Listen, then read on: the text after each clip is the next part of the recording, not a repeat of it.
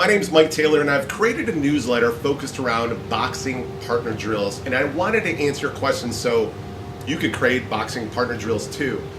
And what I'm going to start doing is answering viewers' questions. So if you have any questions, you want me to answer them, I encourage you to comment on something of mine, and I'll pull them each week, and I'll answer your questions. So this week, MrPlayerX had a really good question that I thought would be useful to a lot of boxers, especially if you're interested in running partner drills yourself. So the question for MrPlayerX had was, when I bob down to throw my overhand, do I weave or roll to avoid the counter right or left hook from my opponent? And after giving my answer, I had a follow-up question: can I drill this on the heavy bag? So I'll answer that second question first. Yes, you could drill it on a heavy bag, but I would highly recommend finding a friend to drill this with to help with timing and pattern recognition. Next, my suggestion for MrPlayerX is having more detailed definitions. And the reason why I say that is because it allows you and your partner to know exactly what the other person is doing. Now, I'm going to use my terms to keep everything uniform, and if you want to check out my definitions, I'll put a link in the show notes to my newsletter. So, when you throw your rear hand, you are stuck with your head over that lead foot. And let's say you came up short because your opponent pulled bladed and is going to come back with a rear cross. So think pull counter. And what could you do? Well, if you're stuck on this lead foot, you could drop 45, which is a waist bend to your open side, or you could bob, which is a waist bend over your lead foot. And both of these options, drop 45, bob, would have that rear cross sailing over your head. Or you could attempt to pull bladed yourself and hope that rear cross lands on your lead shoulder.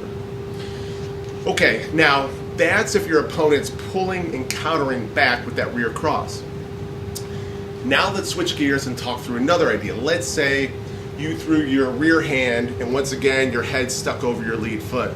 But instead of your opponent pulling bladed, let's say your opponent moved in, think slipping in, and now is in a counter with a lead hook while you're stuck with your head over your lead foot.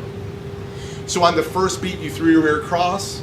On the same beat, he slipped in, head over here. Then on the second beat, he's throwing his lead hook. And that's the question. What can you do on that second beat? Well, you can defend that lead foot, stay, catch that hook with your rear glove, think holding the phone, and then counter with your own hook. Or you could bob, do a waist bend over that lead foot, and that lead hook would sail over your head. Then you could choose to weave out on the third beat. You could also pull square, meaning your head and weight travel straight backwards while your shoulders stay square, and that lead hook would pass in front of you. And a quick note, you might not want to pull bladed, because pulling bladed would mean you're pulling into that hook. So those are some ideas to chew on. Those were great questions.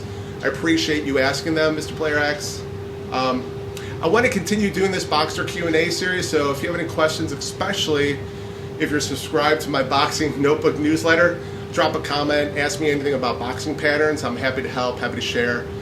I really do enjoy sharing the things that I've learned, so if you have any questions or want to know more about something or just want my thoughts on a certain topic, just ask.